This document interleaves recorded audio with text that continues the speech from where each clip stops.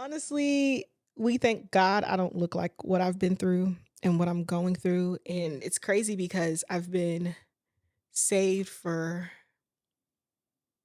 3 years, almost 3 years. Next month we'll make it three. And I can definitely just see, I don't want to say the decline of my faith or the decline of my fire, but I've just been tired. This is a FaceTime conversation. Your girl, I might I might ramble a little bit. I might get off topic. I might just bring up random things. I'm not everybody's cup of tea, right? Don't mean I'm ugly because child, I'm fine. Gorgeous even. Because I want to be outside. Your girl want to travel more. Or travel, period. I have a passport with no stamps. Can I tell you a secret?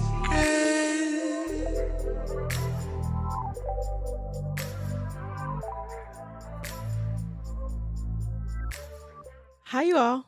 Welcome to Unbottled Secrets, the channel where my truth becomes your entertainment.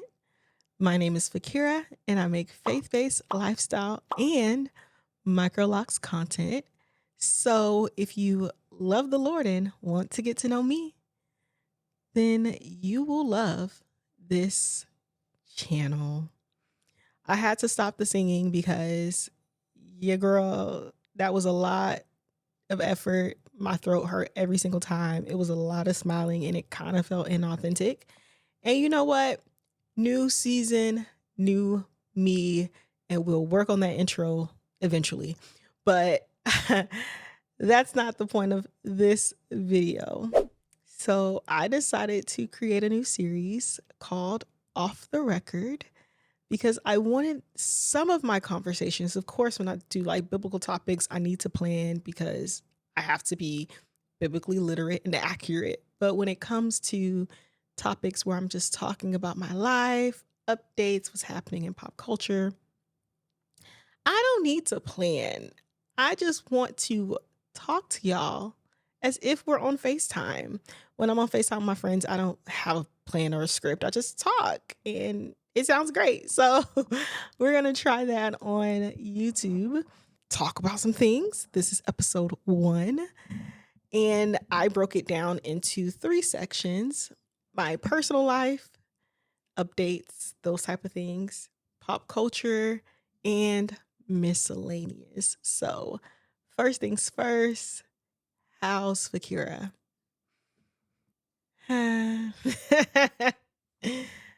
Honestly, we thank God I don't look like what I've been through and what I'm going through. And hopefully my face does not look puffy because your girl has been crying.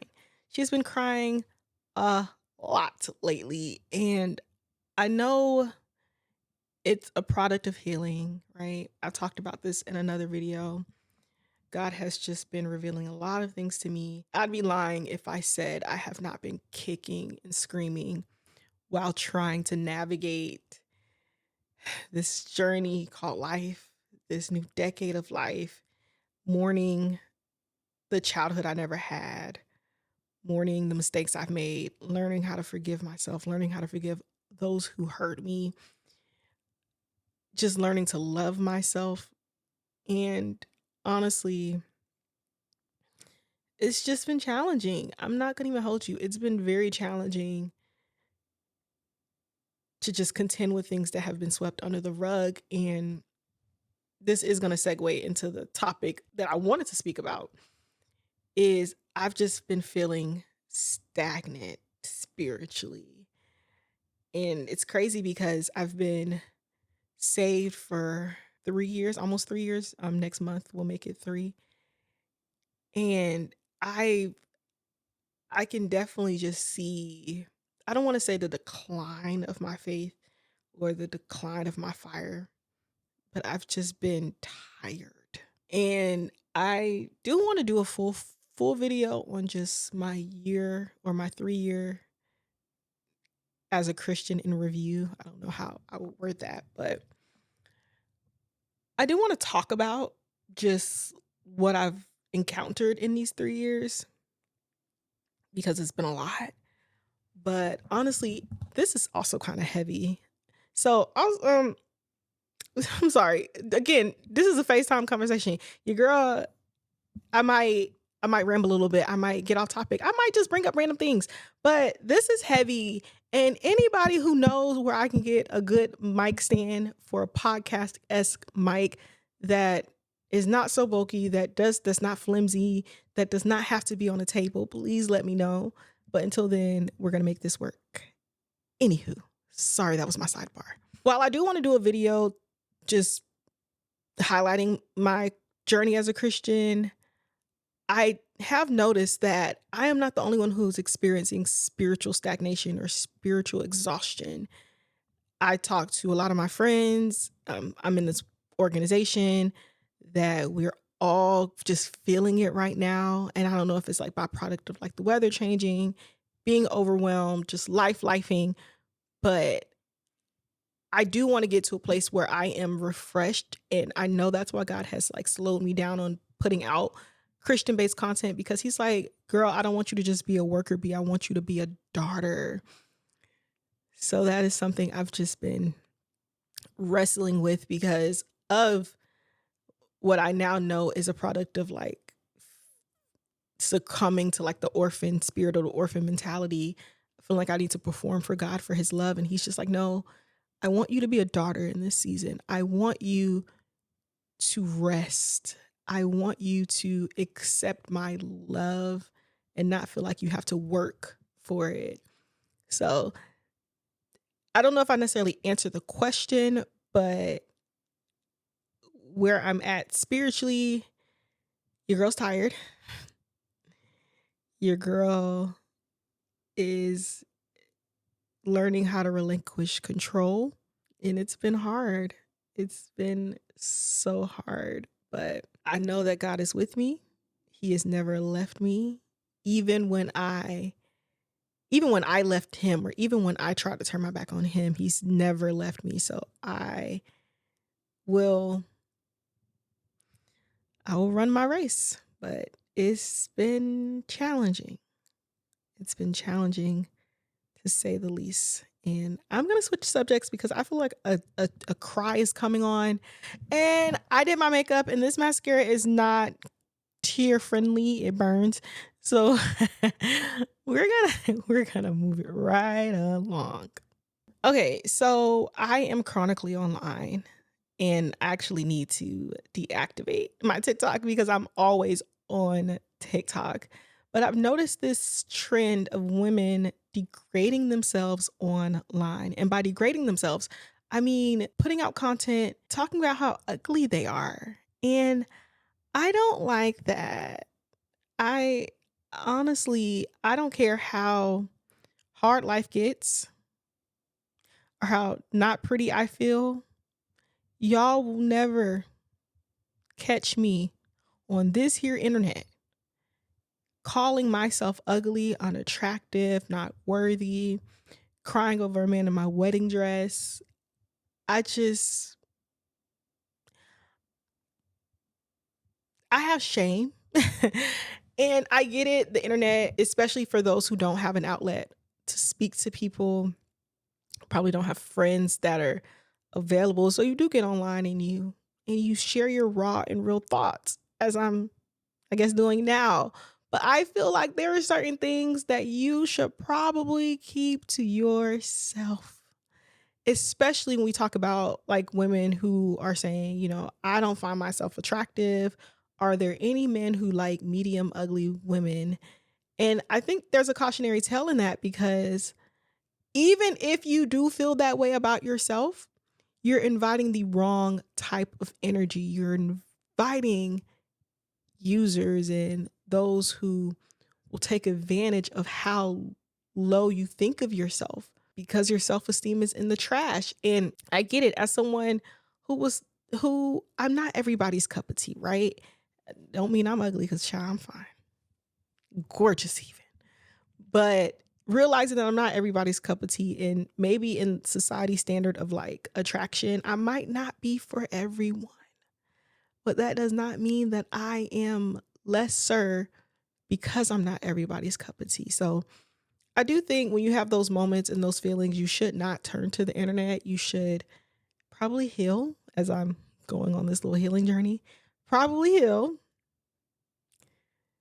Probably get some friends that will allow you to vent about these things, or if you are a Christian, take it to the Lord in prayer, because wow, I just don't think that's healthy. As honest as keeping it real as you are, I just don't think coming on the internet and saying how unattractive you are is healthy. Not by any stretch of the imagination.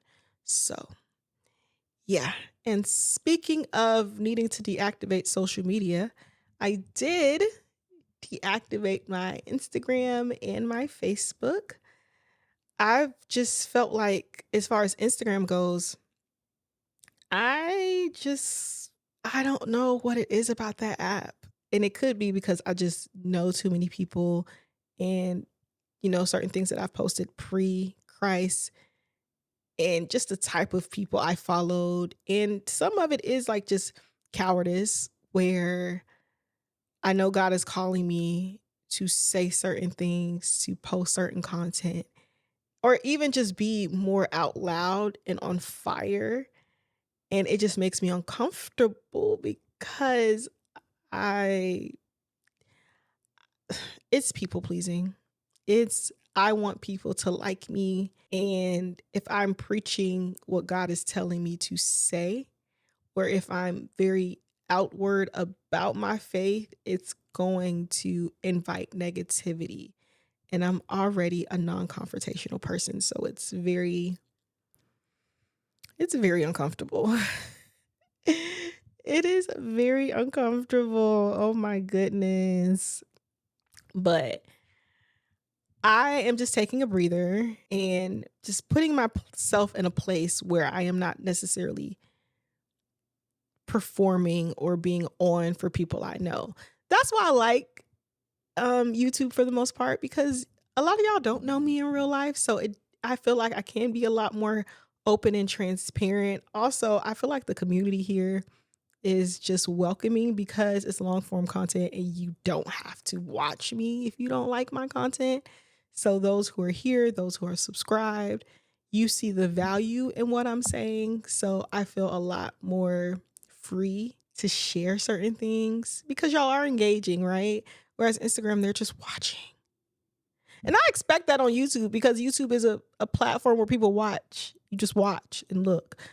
But even y'all engage. Whereas Instagram, people just be looking and searching, but never engaging. And I don't know if that's by product of the algorithm.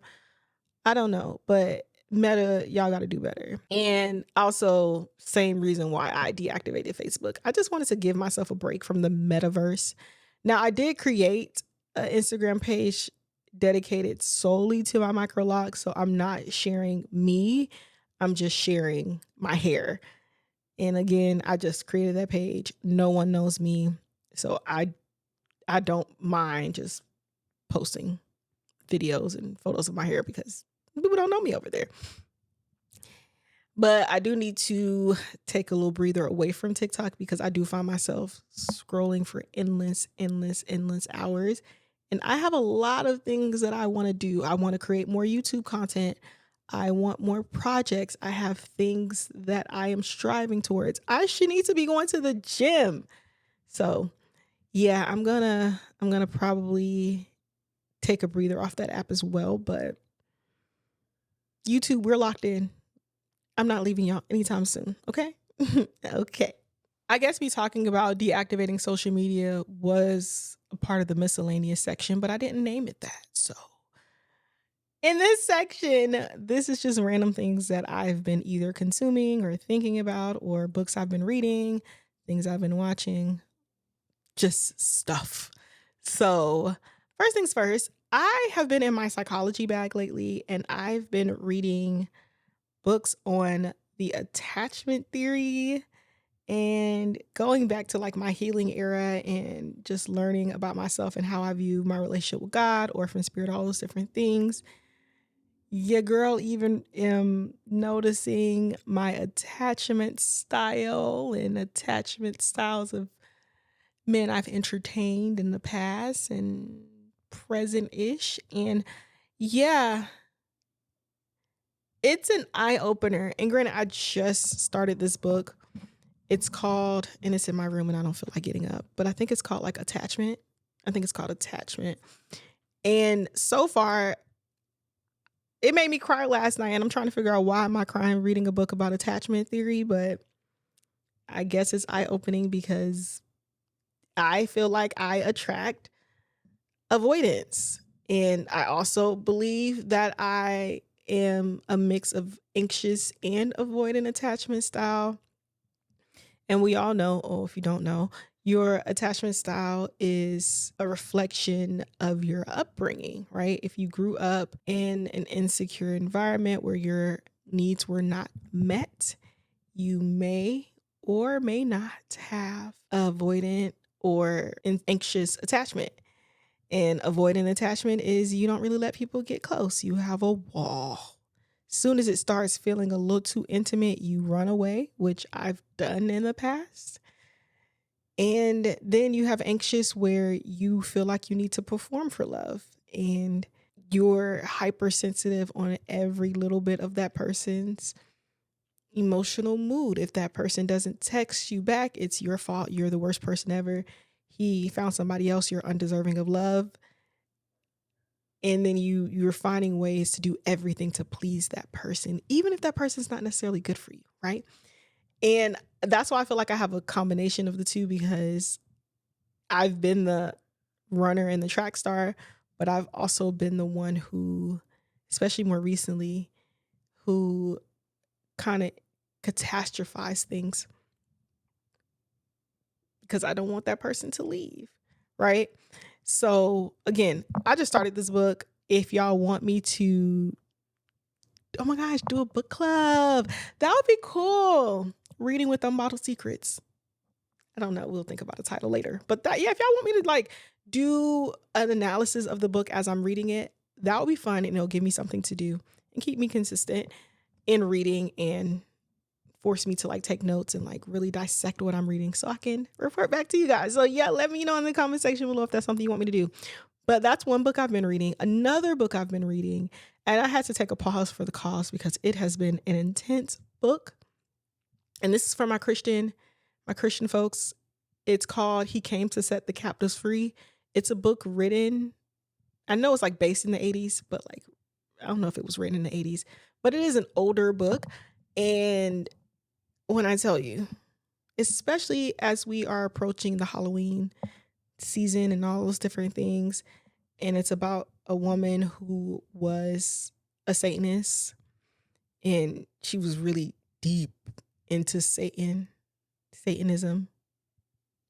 the occult, down to her like marrying Satan and witnessing. She didn't participate in human sacrifices, but yeah, that girl, she did a lot, like powers and inviting demons into her life. And it, the moral of the story, it was very deep. It got very deep very fast, and I was having nightmares. And I feel like some of my spiritual unsettledness, I don't even know if that's a word, but I feel like a part of me just feeling unsettled in the spirit happened once I started reading that book. I ain't gonna hold you, but like sleeping has been weird. Just my energy has been off. But the book is good. And the book is really just talking about like God's redemptive power and how he's given us the authority to cast out demons and, you know, take all authority over our lives, over our mind. They break down that we are triune beings, right? We have a soul, a spirit, and a flesh, like a body, and how the enemy is like really trying to attack our souls. And it's just all these different things. It's a good book. I am halfway in, but it is very intense.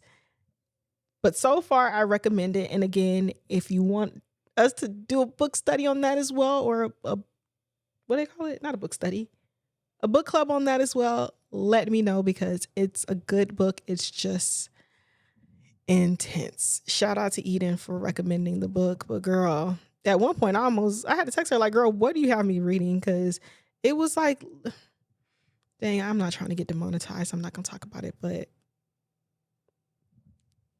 of children. Wild. So yeah, Speaking of children, oh, that was a good segue. Wow. I like that. So, I don't know why the YouTube algorithm has been suggesting a lot of child free by choice content and single by choice content. I don't, and like YouTube, I don't know what you're trying to say, but I have been consuming a lot of that content lately. And I do want to do a video that talks about my testimony because I was someone who was team F them kids. I thought I would be a child-free woman by choice. And I fully accepted that that meant I probably would never get married and, you know, all the things that comes with being child-free, right? But then I became a Christian and I started unpacking the reasons why I became or why I made that decision to be child-free. And it wasn't healthy. And this is not to say people who consciously make the decision to be child free by choice are doing it because of trauma or whatever. No, I 100% believe that your body is your choice. Well, our bodies belong to God, but you know what I mean? Like your decision to have kids or not to have kids is completely up to you. And a lot of women who do make that decision to be child free by choice thought about all of the scenarios. So it's not like they're going into that situation blind or ignorant or selfish. It is their genuine choice. But for me, which again, if y'all want that full video, I would love to talk about it. But for me, a lot of my reasons for wanting to be child free by choice was rooted in trauma. It wasn't rooted in selflessness or like really thinking or weighing all of my options. It was traumatic upbringing and not feeling like I wanted to bring kids into a dysfunctional situation. And some people can argue that is a valid reason. So, anywho, the point of this, I have been consuming a lot of child free by choice content and a lot of single by choice content. And on the one hand, it is amazing to see a different perspective because I think, and it's natural, right? To see the nuclear family or the, you know, the husband, the wife, the kids, and those things. But I think also living a life of being child free, and that doesn't mean being child free means you don't have a husband or a community. It just means you don't have kids, right? But it is interesting just to see a different lifestyle that goes against the grain or goes against the norm. And a lot of these women are living very happy, fulfilled lives. They're traveling, they're experiencing hobbies, they're healing their inner child, and they're just living life on their own rules or by the beat of their own drums. I just find it interesting that that is the content that YouTube is trying to push out. Like, girl, what you trying to say? I don't know. Are there any child free by choice people that follow me? I would love to get your perspective on why you chose that life. And if y'all want me to do content about it, because again, like I said, I feel like I'm an expert because I've been consuming a lot of the content.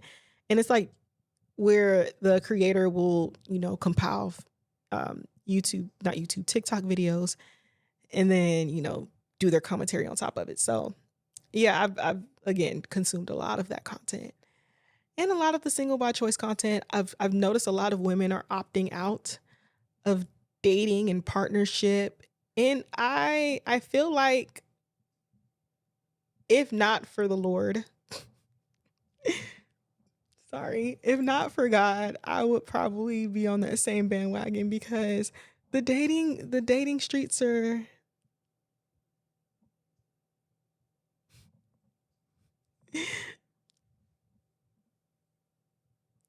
I'm very much so confused at what's going on. But again, I don't want what I'm seeing in the dating market or what I'm experiencing in my personal life to hinder me from the promises that I know God has for me. I'm going to remain hopeful. And if it happens, awesome. If it doesn't, awesome. my life is still fulfilled with or without a partner. But it is so interesting to just see how a lot of women are just like, you know what? Single, celibate, living my best life. And that's good. Well, I'm not celibate, I'm abstinent.